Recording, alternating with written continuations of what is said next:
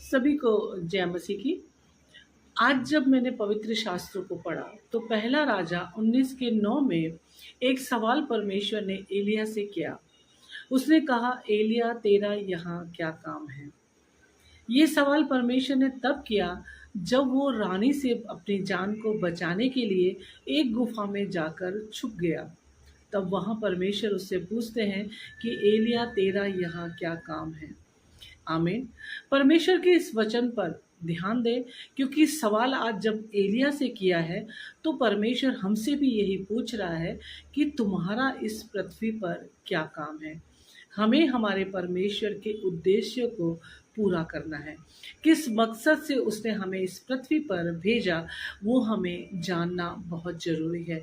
जब हम परमेश्वर को स्वीकार करते हैं, उसकी आशीषों को पाते हैं, पवित्र वचन को पढ़ते हैं, मनन करते हैं, तो हमें हमारे जीवन का उद्देश्य क्या है वो पता होना बहुत ज़रूरी है। क्योंकि परमेश्वर ने हमें चुनकर अलग किया, उसने सबसे पहले हमसे प्रेम किया, तो उसके उद्देश्य को जानना ज़रूरी है। आमीन।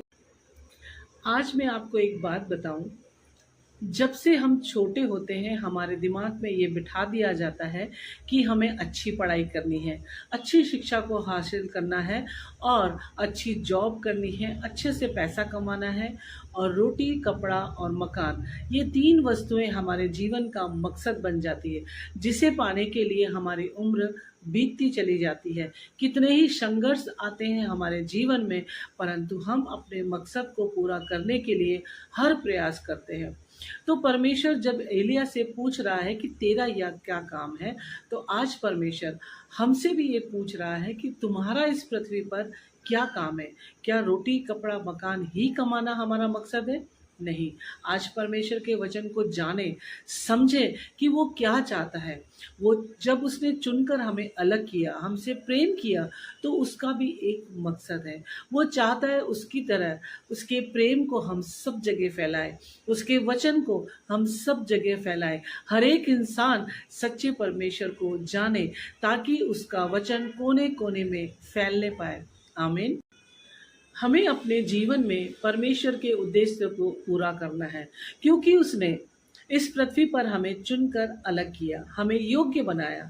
हम गुनहगार थे, हम पापी थे, हम योग्य नहीं थे, परंतु हमारे परमेश्वर ने हमें चुना और कीमती बनाया। जिस तरह से हमारा महान परमेश्वर पवित्र है, उसी तरह हमें भी इस पृथ्वी पर पवित्रता का जीवन जीना है। रोटी, कपड़ा, मकान ये हमारा मकसद नहीं है। ये जीवन की ज़रूरत है, होना चाहिए, परंतु एक हद तक हर समय इसी पे डिपेंड रहकर हमें अपने जीवन को नहीं बिताना है। इसके साथ साथ हमें परमेश्वर की आज्ञाओं पर चलना है, उसके वचनों को फैलाना है, ताकि हर एक ज़ुबान उसके आगे अंगीकार करे, हर एक घुटना उसके आगे झुके, ताकि सुसमाचार जब फैले तो एक सच्चे परमेश्वर को लोग जाने। परमेश्वर का मकसद यही है। तो हमें इस जीवन में जब पृथ्वी पर हम रहते हैं तो परमेश्वर के वचन को फैलाना है, एक दूसरे से प्यार करना है, क्योंकि परमेश्वर हमें यही सिखाते हैं। वचन की गहराई को समझे, इस सवाल को आज सोचे कि तेरा यहाँ क्या काम है। इस धरती पर जब हम रहते हैं तो हमारा मकसद परमेश्वर में पूरा होना बहुत ज़रूरी है। तो धन्यवाद हो, इन वचनों के द्वारा परमेश्वर हम सभी को आशीष दे।